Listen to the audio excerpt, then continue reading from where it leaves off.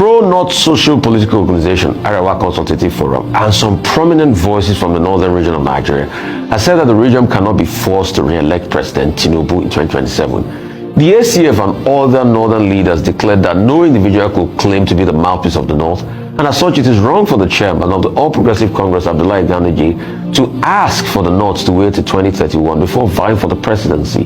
Joining us now on the show to respond to Gandu's foreclosure of the presidency to the Southwest in 2027 is Dr. Hello and what's up, guys? In this video we are diving straight into the heated political drama shaking up Nigeria. Northern leaders are making it loud and clear they will not be forced to re-elect President Bola Tinubu in 2027. This all started when APC chairman Abdullahi Gandu told Northern politicians to forget about the presidency until 2031. According to him, Tinubu must complete a second term before the North can take over again. But the Arewa Consultative Forum and other top Northern figures are not having it. Professor Tuko Muhammad Baba from ACF says no single person can dictate the North's future. He insists that voters, not party elites, will decide who becomes president. And it is not just ACF. Former APC National Vice Chairman Salihu Lukman and Governor Bala Mohammed are also speaking out. Mohammed's camp has even called Gandu's statement silly and urged Northern youth to reject it. Then there is Rufai. He recently warned that Tinubu's relationship with the North is already on shaky ground, less than 2 years into his presidency. And Babashir Lawal, he says if Tinubu wins again, Nigeria could become one big refugee camp. But wait, not everyone in the North agrees. Some leaders like Anthony Sani and PRP chairman Falalu Bello say this fight shouldn't be about region. It should be about good governance for all Nigerians. Guys, I would like to watch the video for yourself so you can see exactly what I am talking about. Also, don't forget to like, share and subscribe to this channel if you haven't already done so. Take a look, guys, and remember to share your thoughts after watching. Pro-North social-political organization, Arewa Consultative Forum, and some prominent voices from the northern region of Nigeria have said that the region cannot be forced to re-elect President Tinubu in 2027. The ACF and other northern leaders declared that no individual could claim to be the mouthpiece of the North, and as such it is wrong for the chairman of the All Progressive Congress, Abdullahi Gandu, to ask for the North to wait till 2031 before vying for the presidency. Joining us now on the show to respond to Gandu's foreclosure of the presidency to the Southwest in 2027 is Dr. Usman Bogaji, a political activist, civil society leader, former National Secretary of the Defunct Action Congress, and a member of Arewa Consultative Forum. Let's go straight to it, sir. Are you saying now that this idea of one good turn deserves another, the South will do 8 years, the North will do 8 years, is already off the table? Because that was the general refrain that the South will be allowed to finish their term. So does the North want to vie for presidency in 2027 and break the reading? Is there anything we ought to know as regards that, sir?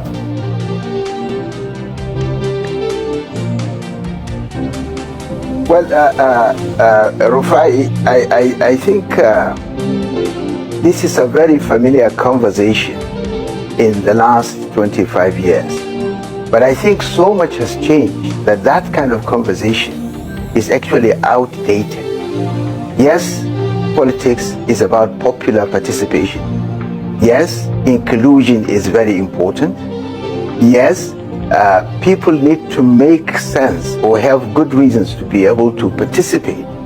But I think what has happened in the last 25 years is the fact that we have tried these kind of models of North and South and this and that, and the country is only going down the drain.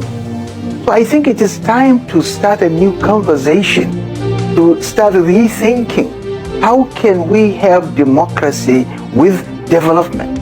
We're having democracy with all these things of North and South and East and West and whatever you have, and the country is not developing. If anything, it's actually de-developing. It is going down the drain. All the indices of development are, taking a nosedive.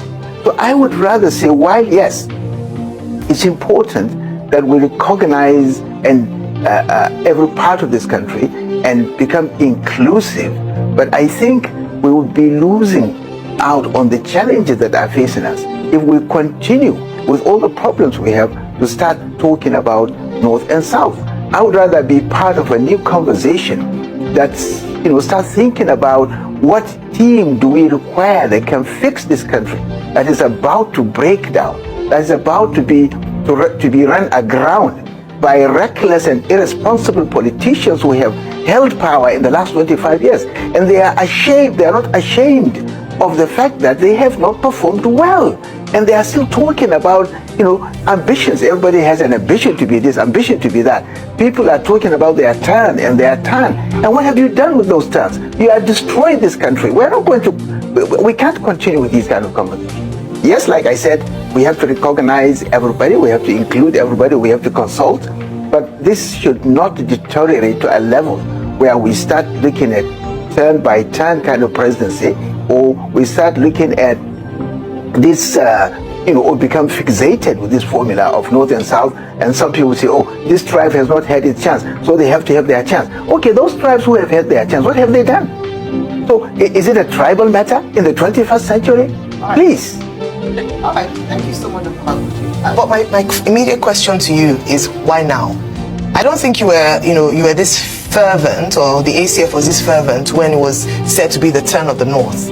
And I believe this concept of turn by turn was done in such a way as to ensure that everyone in Nigeria is well represented. Why is it that it's now that it's the turn, let me use the word, of the South, that the Northerners realized that, or at least the Arewa Consultative Forum realized that it shouldn't be turn by turn, it should be by who ought to be there? And I want to ask you if you agree with what the National Publicity Secretary of the ACF said. He said that in 2015, and I'm quoting directly, we were sold a dummy of anti-corruption. We were sold a dummy of many things, and people have realized that it wasn't true. Do you agree with this statement that in 2015 you were sold, what could he be said in his words, as a dummy of anti-corruption? Yeah, it's a little better than last time. Okay, I'll try to project my voice so you can hear me a bit clearer. I'd asked you in summary, just asked you questions around why now? Why didn't you express this position when the North benefited from the turn-by-turn arrangement? And I believe that turn-by-turn arrangement came about as a result of making it fair and equitable, so that at least Nigeria is represented at that national level. Why now? Why is it now a bad idea? Okay. For me, this is not the first time I started talking about it. I talked about it from 2019 through to 2023. Before then, even from 2015, I have consistently said Buhari's presidency was a disaster. And there are so many other ways that, things that he did by, putting too many Northerners in the security sector for no benefit at all from the North. And I thought Buhari's experience is itself sufficient evidence that this idea of putting somebody from one part of the country to become president doesn't really work. It doesn't make sense. Because what do you want him to do? To favor his own part of the country and to abandon others? This is very naive, to say the least. So the point I'm making is that you can achieve inclusion and not at the expense of development. One way to do it, for example, there is no part of the country that has any monopoly of competence. There are competent Nigerians among the Southwest, among the Southeast, among the South-South, Northeast, Northwest, North Central. Why don't you pick those competent Nigerians from the different parts of the country to fix and run your country? Why do you go for people who are barely educated, people who are crooks, people who clearly have no idea of where to take this country, who cannot engage the world, who don't even understand? All they know is primitive consumption and primitive accumulation and very perverse tastes and consumptions, and just simply running the country down. So if this is why I said inclusion is a very, very critical aspect of governance. And you can achieve that and still achieve development by bringing more competent people. There are technocrats who can fix the energy sector, who can fix the transportation sector, who can improve all the infrastructure. The few that have come into government have been elbowed out. Some of them have been chased out of government because corruption will not accept the kind of thing that they want to do. And I feel very sad. I mean, we and quite a number of Nigerians, and by the way, across the board, and not just the North, the East, the West, we stood up to the military during the time of Abacha. We fought for democracy, but this is not the kind of democracy we want to see. We want a democracy that takes cognizance, of competence and recognizes knowledge in the 21st century as the greatest capital and try to mobilize. And Nigeria has a lot of these talents, has a lot of competent people. Why don't we bring them into governance? Why don't they lead the process? Why do we need some politicians who don't understand the world in the 21st century, who have no record of doing anything, competent anywhere, and all their life is life of sleaze and corruption, and because they've accumulated money through those corrupt practices, then they buy everybody off, and now we have a National Assembly that is, literally for sale. Only money. I mean, they cannot stand up to the president on anything, and so this is the point. I think we have to change the conversation because we need a new narrative, and we have to be constantly aware. And I keep repeating this fact that 2030, just another 5 years from now, we're going to be 300 million. Already today, we have more than 33 million people on the verge of starvation. These are United Nations bodies that are quoting these figures. We have a deficit in grains alone for last year, more than 30 million metric tons. We have 20 million children out of school, the highest around the world. We have all these terrible statistics, which we're not addressing. These politicians are not discussing these matters. They are discussing of who will, my ambition, my turn, who will be the next president. We have to do a coalition to chase President Tinubu out, just like we did with President Jonathan. Okay, when you chase him out, what are you going to do? What are you going to offer? What is the new thinking? What is the new thinking? I'm glad you've said that. I'm glad you've said that, because that frames my next question to you, which is that we already know the, shall I say, traditionally what happens in elections in Nigeria, which is that the numbers come from the north. Now, if we're saying that it's time to do away with the system of zoning, then ultimately everything will be tipped to the favor of the north. We know that the system is a zero-sum game. So how do you balance it out? When you're speaking of inclusivity and representation and all of these things, how do you balance out the fact that the population that you're saying will be 300 million in 2030 according to your statistics? The Constitution is already doing that. The Constitution is already doing that because the House of Representatives is based on population. We're talking about the presidency here. I mean, northerners are the majority. So, sorry, I didn't hear that. I'm speaking of the presidential ticket specifically because this is the one in contention. Okay. I think the presidential ticket should not be clouded by this north and south thing. I think we have to prioritize knowledge and competence and courage and character. In fact, the most important thing is the character. Honestly, for me, it's yes, the north is, in terms of size, is 78% of the size of the country. The whole of the states of the northeast, you can put them in Niger. They will still have another space for the whole of the side of the northeast, and even there will be land remaining. Yes, that is it. This is geography. There is nothing we can do about that. But the point I'm making is that we must not lose sight of the fact that this country is sinking, and if we continue with that kind of north and south thing, then we lose sight of the fact that this country cannot develop. And I think we need to change the conversation. Okay. Now, in doing so, yes, the votes come from the north. I mean, President Tinubu got over 60% of his votes from the north. Okay, doctor, and all the policies that he's... Yes. Doctor, sir, if it was a northerner that was president, would you be talking this way? And I asked for a reason.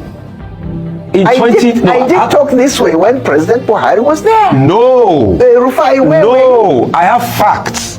Doctor, sir, I deal with facts. I have facts for you. And facts are very hard. In 2019... Please, let me have them. In 2019, the ACF, Arewa Consultative Forum, declined support for only Buhari, but they said they will support other northern candidates vying for presidency. Yes. So that's why I asked. Now that's the ACF. If it was wait a minute. If it was a northerner that was as president, ACF, would you be talking this way? Wait a minute. Yes, sir. Wait a minute. If you want the ACF's position, then you should get the spokesman of the ACF to answer that question.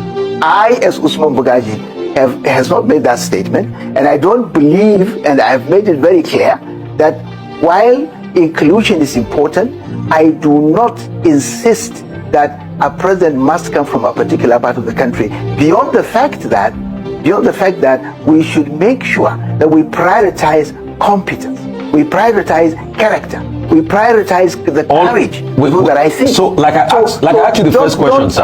I asked you the first question.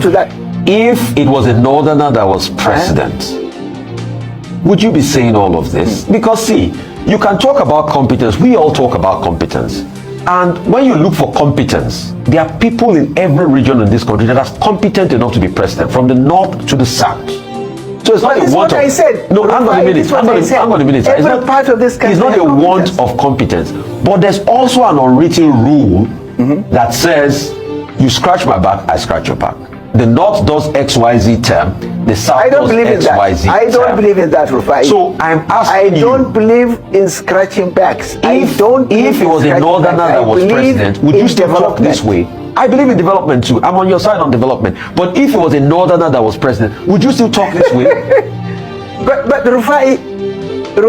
Yes, sir. I don't know if you have really followed what I've been saying. During the time of Buhari, I was at the forefront in criticizing the way he was ruling, and in 2019 I didn't support him. In 2023 I didn't even support APC. I made it very clear.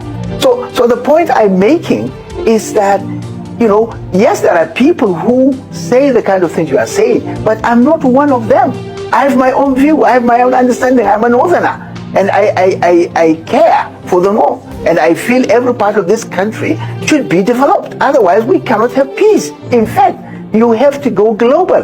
And you know this very well, that a lot of global institutions are trying to reduce inequality around the world, the climate change, because whatever happens to one part of the world is going to affect the other part of the world. The globe has become a village. So the point I'm making is, let us not continue with this conversation of North and South. Let us change the conversation and start a new conversation about how do we get competent people with character and courage to run this country. Real quickly, before I leave, is it that you will now support an Atiku Abubakar? Do you believe he can get the job done with all these traits and characteristics? Because I know you have closeness to Atiku Abubakar, in 2023, I supported Atiku Abubakar because of all the candidates that came out. He was the one that I thought was going to do it.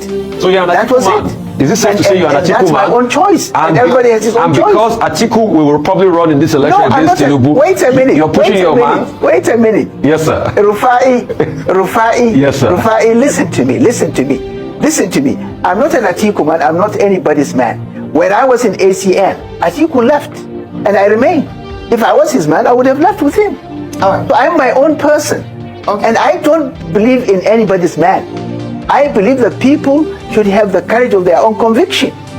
And therefore, I'm not going to be anybody's man. But if Atiku runs again, would you support him, sir? I would support him. It doesn't matter who he is. If Atiku runs again... Hello, say it again. If Atiku runs again in 2027, would you support Atiku Abubakar?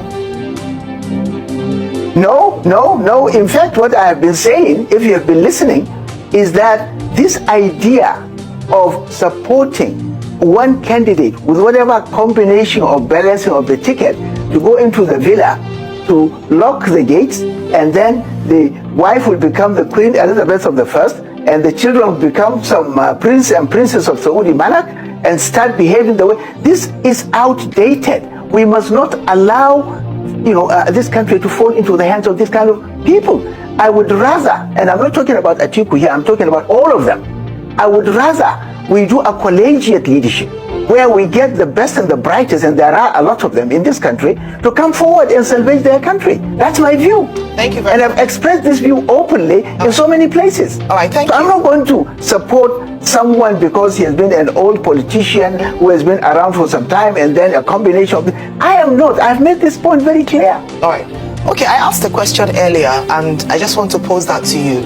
According to the publicity secretary of the ACF, Arewa Consultative Forum, he had said that Nigerians were sold, an anti-corruption dummy in 2015. And from what I can hear from you, if you assess the last, let's say, 8-10 years of the APC government, you're not very satisfied. What are some of the lessons that we can learn from where you feel like they haven't performed very well as a government? What are some of the lessons that we can learn ahead of 2027? Well, my view about the APC government is very well known. I have made it very clear. I have, put it in writing. It has appeared. And if you want the view of the ACF, they have a spokesman who can speak for them and probably defend whatever they say. But look, for me, the APC government from Buhari to date is a disaster for this country. And I'm not saying PDP is going to do any better. In fact, at the moment, and I've said this severally, the APCs, the PDPs, the ABGAs, the Labours, I don't trust any of these political parties as they stand at the moment. I don't.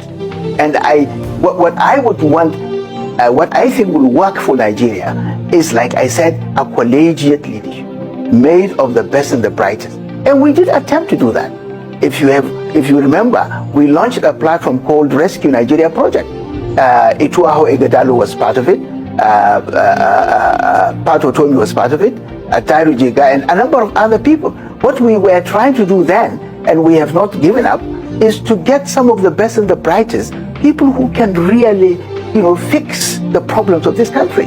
Not politicians who are just out to make money and who do not even understand the terrain. They are oblivious of what is happening around the world. Okay. And therefore they don't read books, they don't engage in debates, they don't share information around the world, and they are fixated in how do they distribute rice to these poor, ordinary Nigerians who have no idea what is happening. So Dr. Bugaje, I'll interject at this money, point. build more houses. Yes. This is the kind of thing that we want to get away from. Your point is duly noted. Let me interject at this point. I want to speak to the phenomenon of incumbency, because earlier in the week we heard a commentary from former Governor El Rufai where he was saying that he thinks President Tinubu will get the good luck Jonathan treatment. You've already expressed your views about the performance of President Tinubu. You've also expressed your views about President Buhari's performance. However, he was able to get a second term. So why do you think these two southern presidents are the ones who are being perceived or predicted to only do one term? So what do you think are the decisive factors in that? I think you need to get back to the time of Jonathan and try to see the kind of position I've held. As far as I can remember, I've been consistent on this matter. If you cannot perform, you leave. What is the performance of the budget of 2024 for this particular president? My figure is that the budget performance was only 22%. Do you think these kind of people should be allowed to continue? Now forget about that he's from the south or from the north or from anywhere. For me, wherever he comes from, if he cannot perform, he should leave. Simple.